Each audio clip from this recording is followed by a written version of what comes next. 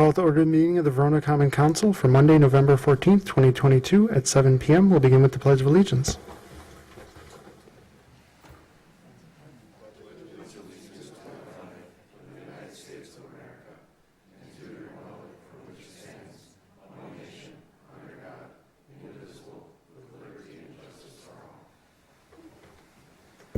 Next we'll have the roll. Alderperson Cronin. Present. Alderperson Helmke. Here. Alderperson Hoaxed. Present. Alderperson Kemp. Here. Alderperson Posey. Here. Alderperson Reekie. Here. And Alderperson Touche. I'm here. And Alderperson Kimmett is absent and excused.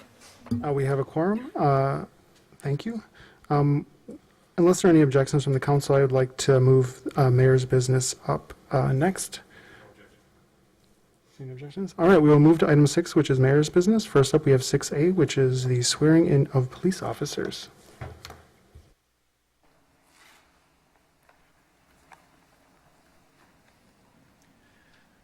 Thank you. This is our opportunity to introduce to you our newest officers, somewhat newest officers. Jacob's been with us for 2 years now, but because of COVID, we really haven't been doing these public announcements or presentations. And we're going to publicly take the oath of office. I'm going to join them being the newly appointed police chief. So thank you.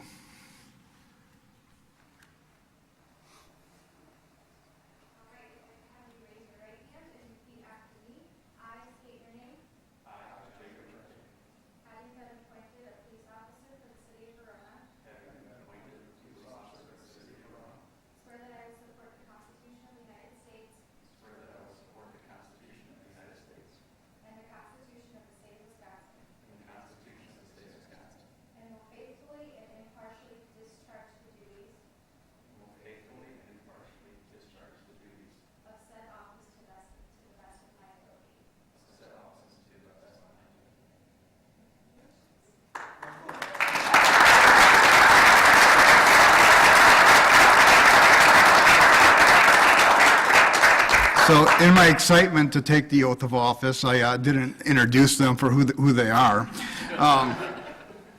So first we have Officer Jacob Murphy. He's been employed by the city of Verona since January 13, 2020. He's from Waterford, Wisconsin, which is in Racine County. Has a bachelor's degree from the University of Wisconsin-Platteville. Studied criminal justice and forensic investigations, and attended the police academy at Madison Area Technical College, graduating in June of 2020. So Jacob's been with us for a few years now, doing a great job. He was also hired with Ethan Pixler. Unfortunately, he's not available today. He's deployed overseas with the Army. So the next time we do this, we'll ask Ethan to join us. We also have Nick Hayden, employed by the city of Verona since March 7 of 2022 from Coal City, Illinois. Has a bachelor's degree from Illinois State University, studied criminal justice, attended the police academy at Fox Valley Technical College, graduating October of 2022. And finally, we have Officer Josh Freitag, employed by the city of Verona since May 30th of 2022. He's from Madison, graduated from La Follette High School. Has a bachelor's degree from the University of Wisconsin-Milwaukee, studied criminal justice and political science, and he also attended the police academy at Fox Valley Technical College, graduating October of 2022. So congratulations. I'm glad you're with our department.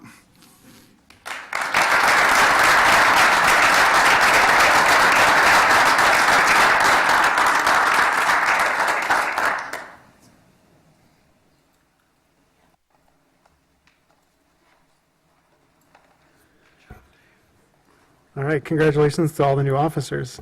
We will move on to 6B, which is the appointment of Chief Dresser to the MPSIS Commission. Yeah, I want to stick around for this part. I am recommending to the council to appoint Chief Dresser to this position. It's my understanding this is the information sharing. Well, sure.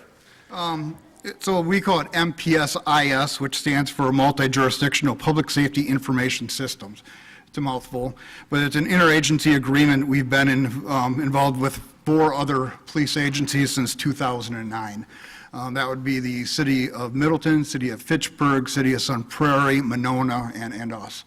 We have quite a bit already invested in this partnership, our records management system. We share all those records. We actually have employees that we share, an administrator, as well as a crime analyst. So basically, just per the bylaws of this organization, I need to be, for somebody, preferably me, is it needs to be appointed to have voting rights with this group. Thank you for that explanation. So you have my recommendation. Motion to approve Chief Dresser for this appointment would be in order.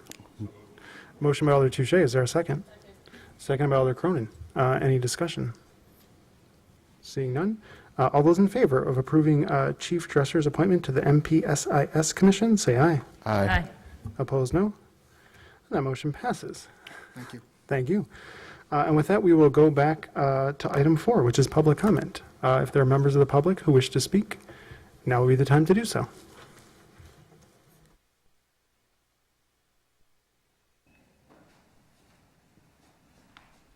Good evening, council members, and thank you for your time. My name is Tim Van Pelt. I sent an email with a letter attached to it to all of you last night. It looks like you received it, so thank you. I'm not going to go through detail by detail. Hopefully, all of you took the time to read it. Elizabeth Weiss, that's next to me here, is my next-door neighbor. I think our point here is we're concerned that I'm a new resident in Fond du Lac, spent a lot of money on my new home, and I'm really shocked to learn that my next-door neighbor, in seeming blatant violation of the code, can put up a chain-link fence without applying for a permit, without seeking city permission, and put the chain-link fence directly on our property line. When I've also learned that as our neighborhood was developed, he was previously required to remove it. And now, without seeking pre-permission, is putting up a brand-new fence. He's taken the corner stake out of my lot, and what we're asking for is that the city enforce the code here so that we're not holding the bag now, having to do a new survey to prove our property line, and also asking this council and the city to consider whether a chain link fence is even appropriate on this empty lot when the landowner was previously required to take the old fence out. I'm also concerned with this couple. We've had no interaction with them. I haven't been able to speak with them. He didn't speak with me before putting in this chain link fence that really is an eyesore. And the wife, as my kids have started going to school, cut my teenage daughters off on the sidewalk with a lawnmower to yell at them to get off the sidewalk. So I asked the council to take this under consideration and for action to remove the fence, or at a bare minimum to enforce the code that says he needed to provide a site plan and to do a survey if you're going to allow the fence to stand, to ensure it's not on our property, and to restore my corner stake. Elizabeth, anything you'd like to add? Sure. Ooh, I'm really short. Hi, guys. Hello, I'm Elizabeth Weiss, and I live right next to Tim here, and I was actually the second house built on the lot. I was the first house purchased, but the second house that was finished to being built. And so I was here before everything happened. When the surveyor came while the house was getting built, they did notice that the original fence wasn't our property. It looked like, I think he said either 1 foot or 2 feet inside of our property. And I mean, it seems small, but it's a lot because that one wall is really long. So we're not talking about like 1 foot by 1 foot. We're talking about like a lot. So this is why he had to get the fence removed, because it was on our property. It was also on his property, but he didn't purchase the house yet. So the entire fence was removed because it was on the empty lot and our lot. And now, when I came home from work, I was told there's a fence in our backyard. And I thought, was there a survey being done? Because the original fence was on our property. And I guess the survey was not done. And yeah, I think that's it.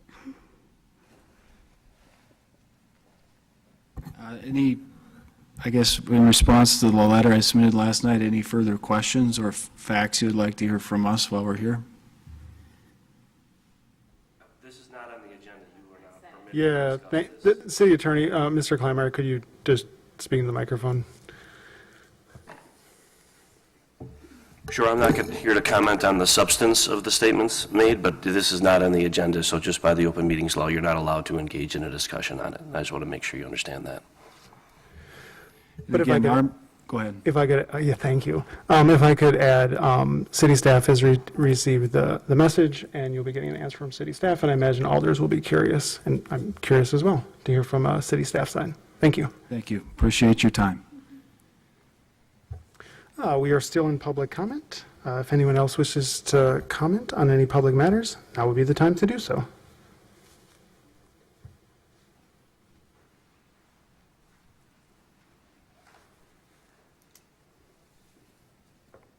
Good evening. Mark Lake from Wangard Partners. I'm here for the property on the Hexagon parcel. Here to represent Wangard Partners along with our construction VP and our planner. We're here to answer any questions should you have any during the meeting. Thank you. Thank you. We are still in public comment. Do any other members of the public wish to speak? Seeing no one approaching the microphone, we will move on to item 5, which is approve the minutes from the October 24th, 2022 Common Council meeting. Questions, comments, or motions to approve? Move approval? Motion by Alder Ricky. Is there a second? Seconded by Alder Humke. Last chance for corrections. Seeing none, all those in favor of approving the minutes from the October 24th, 2022 Common Council meeting, say aye. Aye. Opposed, no. Minutes are approved. For item 6, we've already addressed it, so we'll move to item 7, announcements. Any announcements from the council? Seeing none, we'll move on to item 8, administrator's report. Mr. Sayer. Thank you. Just a few housekeeping items tonight. This is the only council meeting in November, so once again, just please mark your calendars accordingly. We will also have only one council meeting in December, and that is set for December 19th. So if you cannot make that meeting and haven't told me, I guess let me know and shoot me an email, and we'll find alternative meeting dates. Next Plan Commission meeting is December 5th. We'll have a couple public hearings on that agenda. One is for a rezone of 411 Prairie Heights Drive, and then also zoning and plan development for the Arden Glen subdivision, which is located north of County Highway PD and west of Shady Oak Lane. The election was held last week. A total of 7,831 people voted in the city, of which 3,174 voted absentee and 4,657 voted in person at the polls. That turns out to an 82.9% of the registered voters voted in this election, so we had pretty high turnout. City Clerk Holly Licht asked me to just mention that December 1st is the first day to circulate nomination papers for local offices. Holly will be sending out individual office holders an email and putting the information on the website as well. So expect to see that email if you're up for re-election. And that's all I had. I'd be happy to answer any questions. Any questions for Mr. Sayer? Seeing none, we will move on to item 9, engineer's report. Ms. Fisher. Thank you. For the County Highway PD Auxiliary Lane and Turn Lane Extension Project, all major work items have been completed and traffic is in its permanent location. Some minor curb and gutter signing and restoration remain and are planned to be completed in the next couple of weeks. For development projects, the East Technology Park, the ponds and grading piece of that project, all major work has been completed. And also Sugar Creek Elementary Public Improvements, so that's the streets portion. The project has been completed and a punch list items are planned to be generated and completed in the next couple of weeks. And then Whispering Coves Phase 1, East Tech Park, the streets portion, Kettle Creek North Phase 5, and Woods at Cathedral Point Phase 4, as well as Ambition Drive Extension. All of those projects, underground utilities are being worked on and paving. They'll continue to work as long as the weather holds up. Avalon Ridge and Kettle Creek North Phases 6 and 7 and Ardent Glen, all of those have 30% plans that were recently submitted and are under review. And then finally, for the public stormwater outreach events, I just wanted to note that there is a smart residential salt use, which is focused on water softeners and winter de-icing methods, and that is coming up on Thursday, December 8th at 6:30 at the Verona Public Library. With that, I can take any questions. Any questions for Ms. Fisher? Seeing none, we will move on to item 10, committee reports. First up, we have Finance Committee. Alder Kemp. Thank you, Mr. Mayor. First, I'd like to make a motion for the payment of the bills in the amount of $1,451,697.86. Motion by Alder Kemp. Is there a second? Seconded by Alder Humke. Alder Kemp. Yes, first we have a payment of $50,958 for engineering services to AECom, a payment of $232,823 in bond interest payments to Bond Trust Services, our third quarter sewer payment to the Madison Metro Sewage District in the amount of $380,503, a payment of $212,649 to Parisi Construction for TID 8 water main project, and a payment to the Verona Area Chamber of Commerce in the amount of $70,000 for our third quarter room tax. Thank you for that explanation. Any questions or comments on the motion to pay the bills? Seeing no further discussion, all those in favor of paying the bills in amounts specified signify by saying aye. Aye. Aye. Opposed, no. And that motion passes. Next, we'll move on to item 2, which is a public hearing regarding the 2023 City of Verona budget. And I'm not sure, I think we would probably need a motion to open that public hearing, is that correct? I believe so, yes. All right, then I will make a motion to open a public hearing on the 2023 City of Verona budget. Motion by Alder Kemp. Is there a second? I think Alder Posey had that. All right. All those in favor of opening the public hearing on this topic, say aye. Aye. Opposed, no. We are in the public hearing at 7:16 p.m. Does anyone wish to testify on the city budget?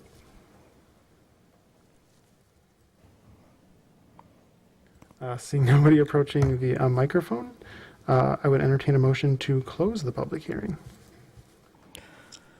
So moved. Motion by Alder Kemp. Is there a second? Second. Second by Alder Posey. All those in favor of closing the public hearing, say aye. Aye. Opposed, no. And the public hearing is closed at 7:17 p.m. We'll move on to item 3. Alder Kemp. Yes, I'd like to make a motion regarding adoption of resolution number R-22-046, approving the 2023 City of Verona budget. Motion by Alder Kemp. Is there a second? Second. Second by Alder Humke. Alder Kemp. Yes, the proposed 2023 budget includes a 4.6 increase in the amount of levy collected, which will provide a budget increase of $658,119 increase from the 2022 budget.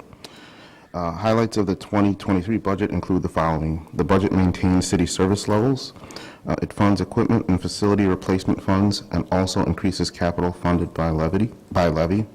Supports park improvements, levy funding, and use of fund balance to fund 100% of the city street program, and provides a 3% cost of living increase to non-represented employees. One thing I just would like to note and to thank, first of all, the staff and all the department heads and everybody in helping put this together. And of course, as always, Brian Lamers, who's the Director of Finance, and Adam Sayer, and the Finance Committee. It's a lot of time and effort that goes into putting this together. And I think everyone, again, did a really good job this year, and we all appreciate that. Motion before the body. Other questions or comments from the council?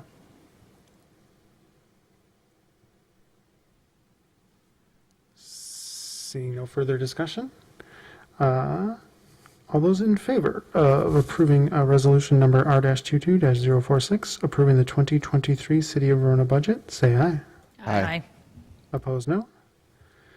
And that motion passes. Alder Kemp. Yes, and I'd like to make a motion approving resolution number R-22-047, approving the levy of property taxes for city purposes. Motion by Alder Kemp. Is there a second? Second. Second by Alder Humke. Alder Kemp. Yes, the total levy for the 2023 budget is $15,090,162. Just a general breakdown of some of the things that's included in that levy. $6,015,371 in levy for the general fund, $3,860,408 for debt service, $1,449,074 levy for the fire department, $1,097,246 levy for the capital improvements, $1,176,822 in levy for the library, $801,834 in levy for the Fitch-Verona EMS, $500,713 in levy for the senior center, $159,194 levy for the library debt service, and $29,500 towards our forestry program. It's important to note the city portion of the tax rate of $1,791 is equivalent for a home that is of a $400,000 value. Thank you for that explanation. Questions or comments on this motion?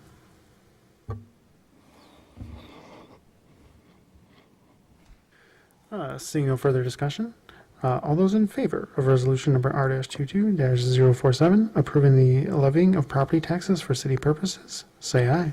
Aye. Opposed, no. And that motion passes. Anything further from finance? Nope, just thanks again, everyone, for their hard work. Excellent. We will move on to 10B Plan Commission. Alder Posey. Thank you. I'd like to make a motion to approve resolution number R-048, approving a certified survey map to create one lot and one outlot located at 1403 Northern Lights Road. Motion by Alder Posey. Is there a second? Second. Second by Alder Humke. Alder Posey. The proposed certified survey map will create one outlot for a sign for Good Shepherd Lutheran Church. The Plan Commission discussed the CSM on November 3rd and voted 5-0 to recommend approval of the certified survey map. You've heard the explanation. Questions or comments on this motion? Seeing no further discussion, all those in favor of resolution number R-22-048, approving a certified survey map to create one lot and one outlot located at 1403 Northern Lights Road, say aye. Aye. Opposed, no. That motion passes. Alder Posey. Thank you. Next time, it's an initial review for proposed development that would construct 656 multifamily units and one commercial lot located north of County Highway PD, east of Shady Oak Lane, and west of Woods Road. The Plan Commission, do you want me to just keep on rolling? Yeah. There's no motion, so. I know. The Plan Commission discussed the project on November 3rd, 2022. Comments from the Plan Commission included questions about annexation, a desire to see more townhomes, parking, questions about commercial area, and transportation. The council is encouraged to provide feedback and recommendations to the applicant on the concept. No formal motion is required, as this is the initial review of the project. And I know staff did have questions in there that hopefully can be answered, that I know that the commission addressed. Thank you. Yeah, it's in the recommendations section of the packet under Hexagon. With that, any questions or comments? I can call on myself real quick, just while everyone thinks of what to say. But the first question in the packet is, do you support multifamily on this property? Yes, I think this is not just a Verona trend, this is a national trend.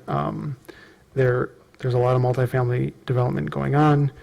Some of it, I think, is linked to the Federal Reserve, which their interest rate hikes have really slowed down, in my opinion anyway, single-family home building. So this is kind of like the wave of the future, and if we want to keep housing prices, vaguely reasonable in Verona, we need more housing.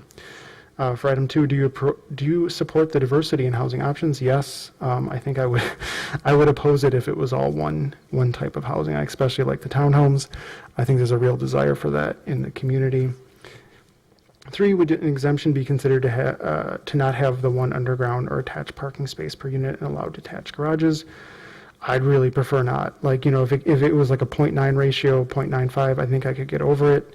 But I think that one underground parking space is good because it's a more efficient use of land. I think it's better for the people who live there, the tenants, and if these units were ever to become condos, I think that's something that would help move it along. And then 4th, is the commercial lot large enough for a neighborhood commercial center? I'm not entirely sure. I would kind of want to see that sorted out with the market. Although this gets more into general feedback on my part, I would like the commercial thing to be mixed use with apartments on top. I would oppose the use of a drive-through or a gas station there because I think it wouldn't integrate well with the neighborhood, and I want it, if this development were to go forward, I'd want it to be really nice for the people who live there. I would also just like to say I like the the solar panels, I think those are really good, and I think it's good that there are EV chargers in there. Of course, there's a city requirement, so they kind of have to happen. And then just in general, I just would like to kind of reiterate that I don't really like the detached garage as part of it. But on the whole, I'm generally supportive of it. I think this has the potential, at least, to be a really good housing development and asset to the city of Verona, especially when you consider that, you know, both M and PD have been built out, and there's this sort of infrastructure there for it, and this is kind of where we expect the city to expand. But those are my thoughts. What are yours? Alder Kemp. I was just going to piggyback on what you said. I've been waiting for a while now to see development that includes townhomes. I think that is something that we need. The idea that you could get some individuals in property ownership in the city of Verona at a lower price point is always something that's attractive. Of course, always we want to keep working to try and get workforce housing, but I'd like to see people have an opportunity to own at a lower amount. So I think that's really kind of what sold me on the project. Thank you. Other thoughts from the council? Oh, Alder Ricky and then Alder Helmke. I guess I'm just wondering why you're opposed to the detached garages, and if it has to do with like having private drives that city plows wouldn't be able to get down. It has to do with the detached garages being used in place of underground parking. So because my assumption would be if there was an adequate underground parking, there wouldn't be attached garages. I just don't think it's an efficient use of space. And it also kind of came up during Plan Commission where several Plan Commissioners wanted more community space, so it could be nice for people who live there. And I noted if you take out the detached garages, you'd have more space and you could put a park or some other gazebo or something for people. So that's kind of where I'm at. Anything else? I have Alder Helmke and then Alder Touche. I have just a couple comments. I would agree on the detached garages just from a standpoint of, I've seen them in other spaces and I just don't like the way they look visibly. It seems like it's different than the feel of this project, but, and then just a clarifying question, because maybe I just missed it. Are the townhomes owner occupied? Are they going to be for purchase? Mr. Sayre? My understanding is they're for rentals. Yeah, so I don't know. I'm all for owner occupied spaces. I think that my neighbors, the people in my district are opposed to more apartments. And I understand that this is the way that things might be going, but I don't know how we're going to decrease housing prices in Verona if we don't offer other opportunities for people to purchase houses.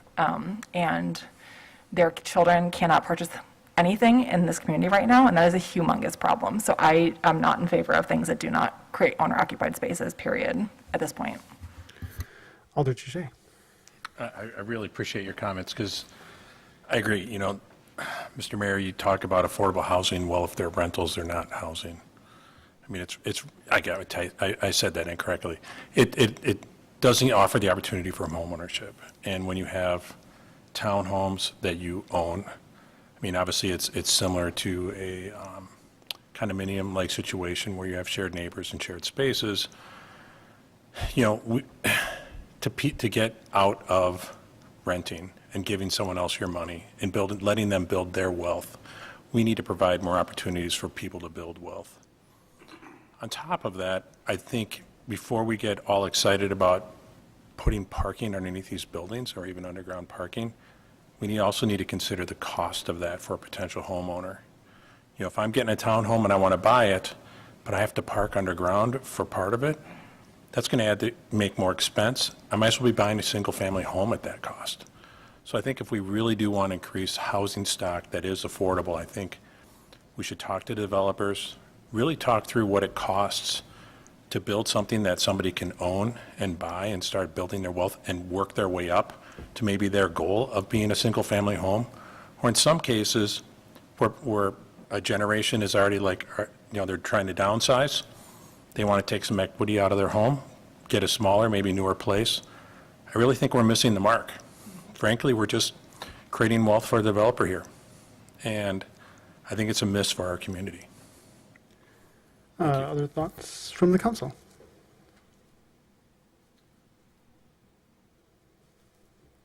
Alder Posey.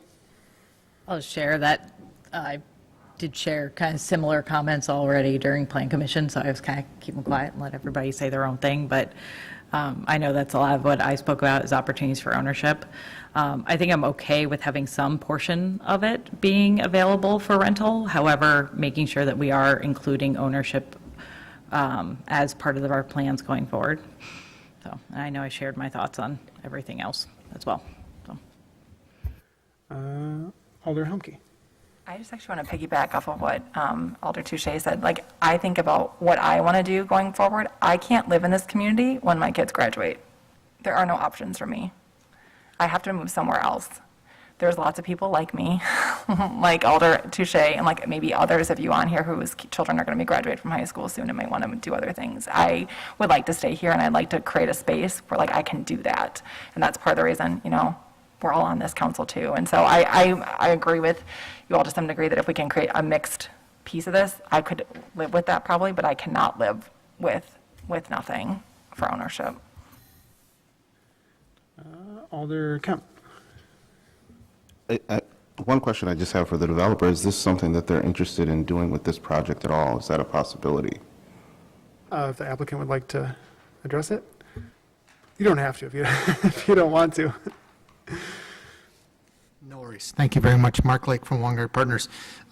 Reason why we have at least 3 different types of building is there's a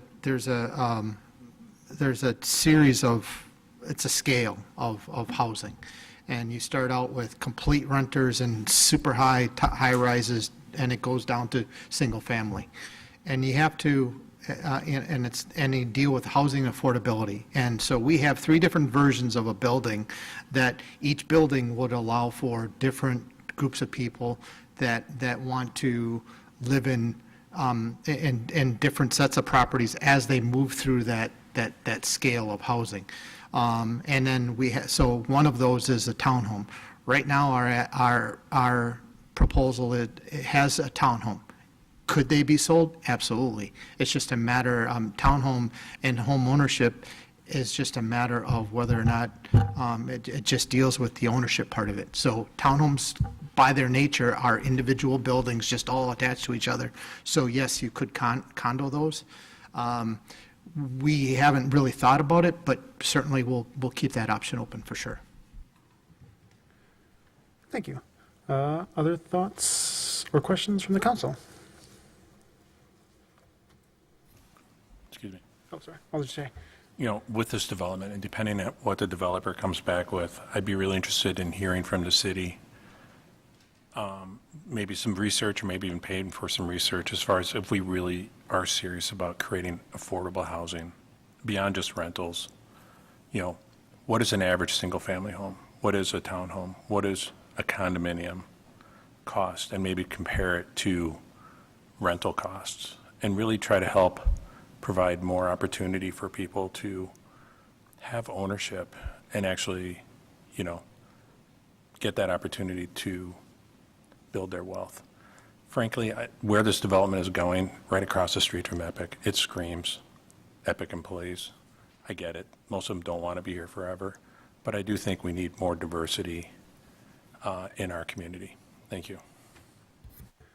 Other thoughts from the council? Alder Humke. I would say if we can, I think it's a great idea Alder Touche has about doing some research. I think that would be a welcomed step. I think, you know, we've had somebody come in and talk to us about workforce housing and the need for that. We can see it all over, you know, there's a Dane County Helping Other People website or like Facebook page, and the need for affordable housing does not exist in our community in Dane County. And so I would just second that, and anything we can do to sort of raise awareness about what that would look like here. I also would sort of argue, I think the counterpoint is that I would believe that Epic employees would want to build equity in, you know, that they would want to establish equity as well. So I think that shouldn't be dismissed as, you know, they just want to be here and leave. Like, there's going to be a continual need for employees at Epic, and they probably all want to build equity, and those opportunities also do not exist here currently. I'm just going to add, As a former Epic employee, Epic is like 10,000 people in Verona and bigger worldwide. So I would say there's probably people who want all things, like people who want to rent, people who want to buy homes, people who want townhomes, people who aren't sure what they want. So like I think this is kind of why a lot of times I like emphasize variety, because it's like a community is never made up of one type of person. Even a company like Epic, which is like one company, there's lots of different people, different personalities, and people who want different things. So I think we should try to accommodate as much as possible in our community. I will say, like, I don't actually know if we can dictate ownership. Actually, well, let me ask formally, Mr. Sayer, we can't dictate ownership on projects. We're just zoning it, either it's multifamily, single family, or anything like that. I would have to kind of look into that one. I mean, that law has moved back and forth over the years, and it'd be more challenging if you're looking at ownership. I mean, you can rent out a house. Like, if you have a house today, you can rent out that house in the city, just because it's, you can still rent anything out technically. So you could condonize, make these condos as well, and you could still rent them out. So I mean, I'm not saying there's ways around that, but I mean, looking at how it it sets up, we'd have to do a little research into that of just what we can dictate and what we can't. Gotcha, thank you. And then I guess if I could add one final thing, I mean, I'm a single-family home, my wife and I own a home. It's ours, and we like owning it, and I prefer that to renting. However, I would like to say that, renting is housing, and people who rent in our community are part of our community too. And if there's not adequate supply of rentals, it'll make rents go up. And like, I think rents are going up regardless. To me, it's just a question of how much. And I will say, like I said, I've seen a studio in Verona for over $1,200, and that's definitely not affordable. And, if supply stays constrained in Verona, it's only going to get worse. And, it's always trade-off, so I totally understand if people want to make a different trade-off, but that's kind of where I'm at least. Other thoughts from the council?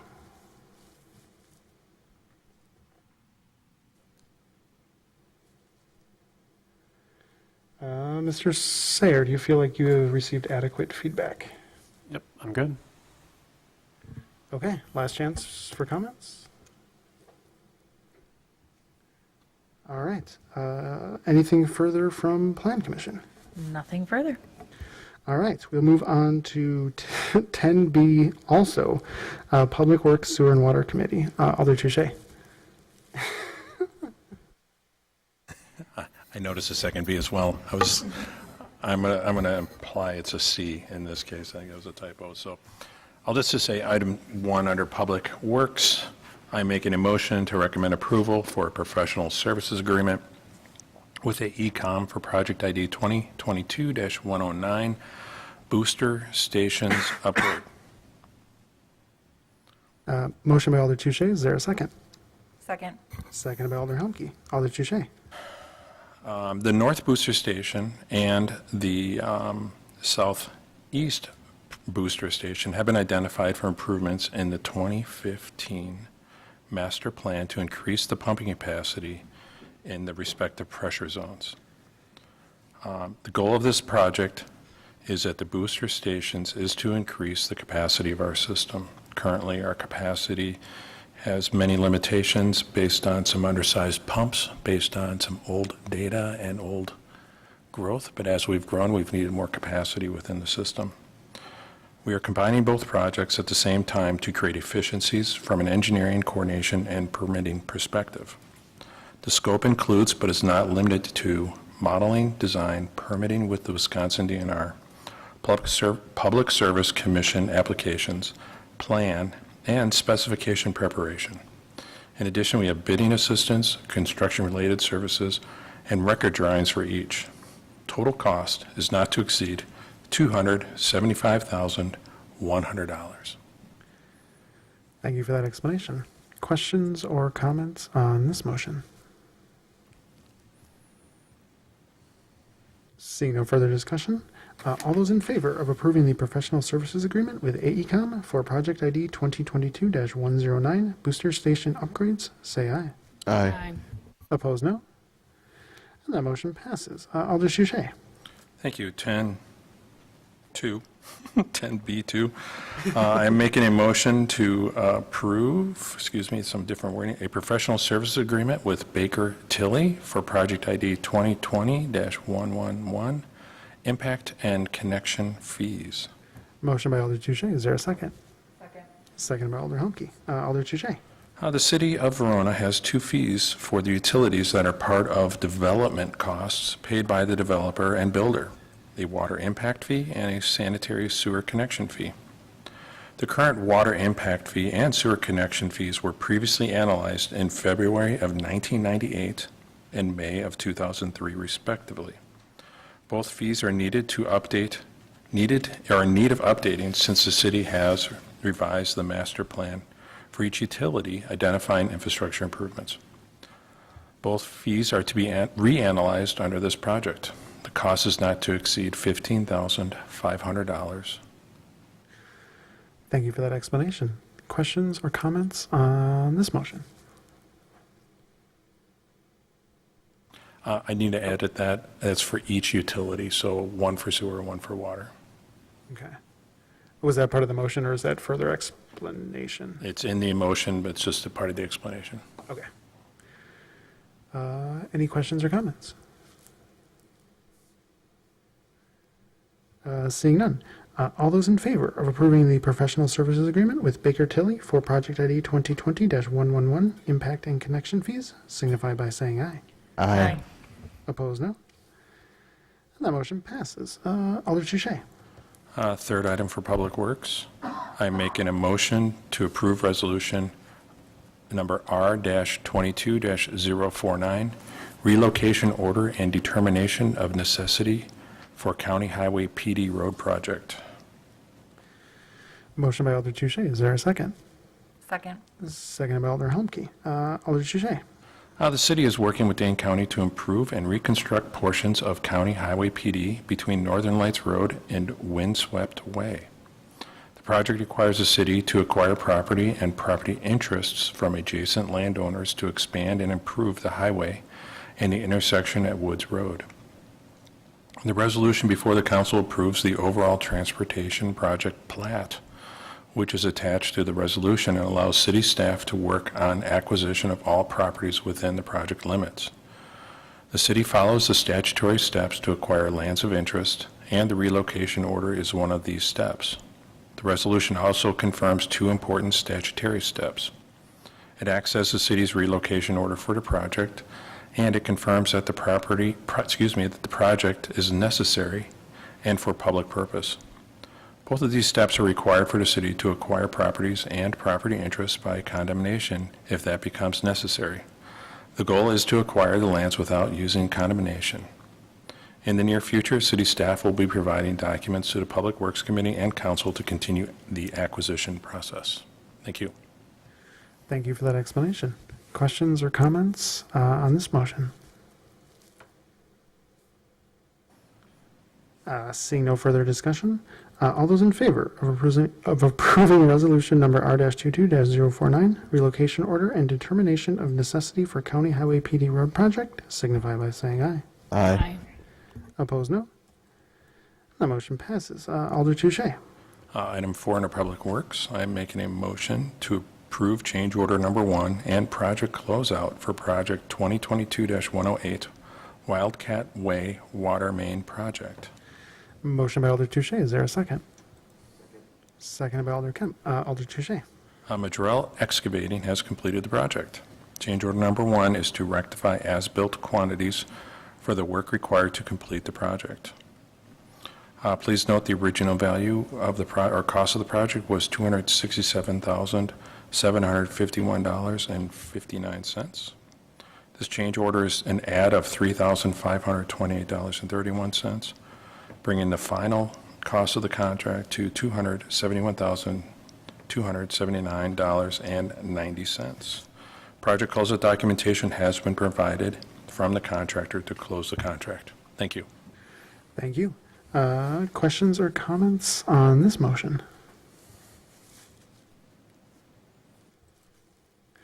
Seeing no further discussion, all those in favor of change order number 1, And project closeout for project 2022-108 Wildcat Way Water Main Project, signify by saying aye. Aye. Opposed, no. That motion passes. Anything further from Public Works? That's all for tonight. Excellent. We'll move on to 11, which is new business.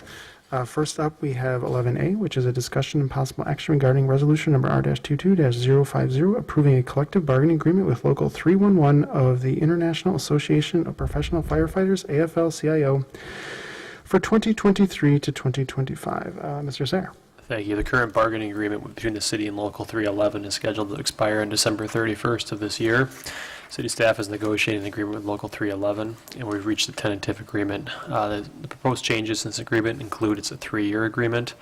Wage adjustments will take effect at the start of the pay period closest to January 1st. That's the same as for non-represented employees, and also the recently approved contract we have with the police union. We changed the bereavement leave to match the city's policy for non-represented employees as well. Base wage scale adjusted to match previous years of service with the police department. That was part of the biggest change we made, that the police department has a wage scale. We took kind of their scale and actually used it to match what's in the fire department as well. What that turned out to be was an approximate 4% increase for the represented employees in the fire department on January 1st of 23, a 2.5% increase on January 1st of 2024, and a 2.5% increase on January 1st of 2025. We also have an MOU, which is included in the packet as well, which deals with 2 represented employees who it ensures that they receive an equalized wage increase as part of the bargaining union as well. I know Alderperson Kemp and also Mayor Diaz also were part of these agreements. I think generally, from my standpoint, obviously, the last negotiations with the fire union was challenging. I do appreciate this negotiation. It went very smoothly. I would say that's my summary of it. It was a quick process, and it was good to work with them on this one. So I feel pretty good about this, and I do appreciate what they do, but then also the fact that they made this a very smooth process this time. On behalf of the staff, I'm very thankful for that, and I appreciate that. It looks like I think one is listening tonight on Zoom, so if you're listening, thank you. I do appreciate that, and it may not show, just in words, but it is there, at least on my behalf. So I'm happy answering questions. Thank you for that explanation. Questions, comments, or motions?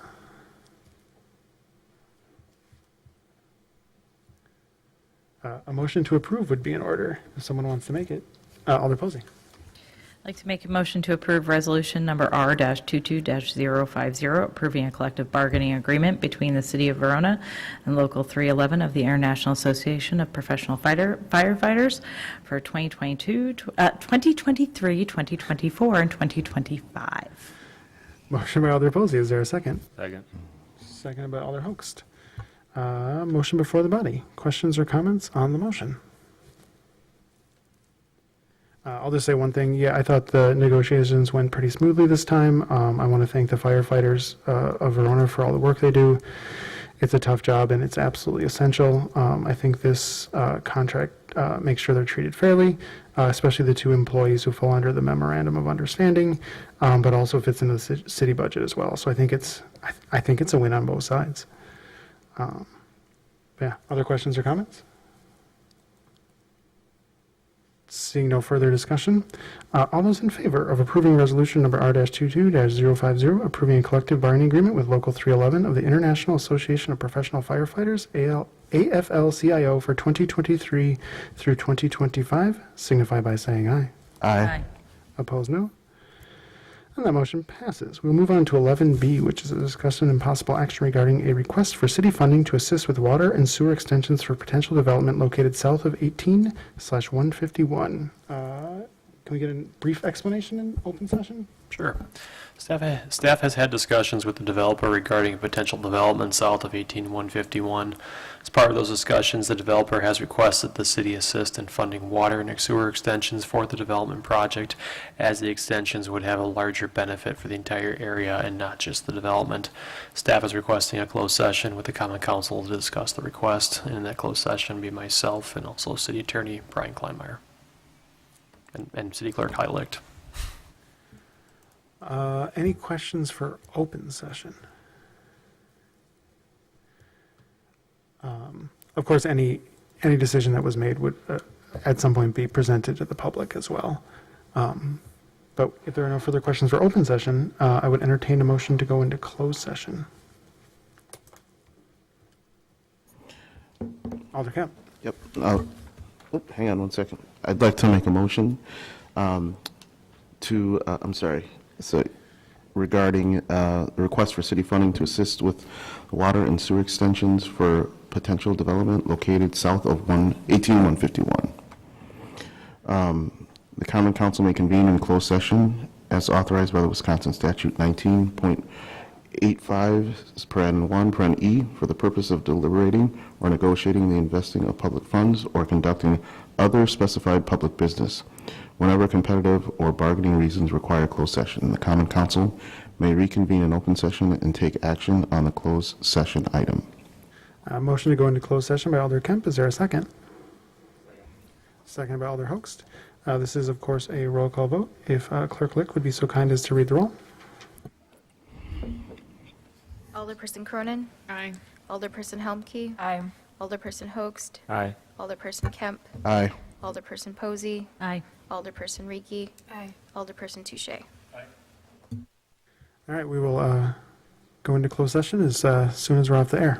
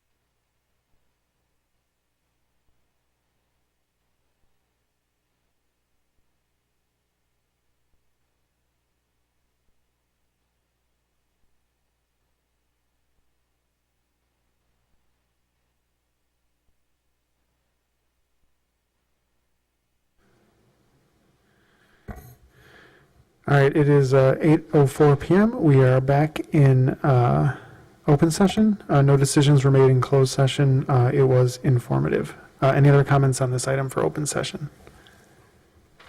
Seeing no further discussion, we'll move to item 12, which is adjournment. Motion by Alder Touche to adjourn. Is there a second? Second by Alder Cronin, I believe. All those in favor of adjournment signify by saying aye. Aye. Opposed, no. And we are adjourned at 8:05 PM. Thank you, everyone.